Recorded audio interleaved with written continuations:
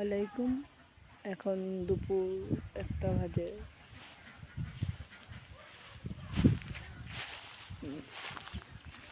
সবাই মাঝি গ্রামে বসে আছি। সবাই কেমন আছেন আপনারা? এখানে গ্রামের মাঝে অনেক কিছুই আছে। আমি গ্রামে আসছি, সবাইকে দেখাবো। গ্রামের মহিলারা হাঁস মুরগা পালে অনেক টাকা আয় করে, এগুলো দিয়ে তাদের সংসার চলে।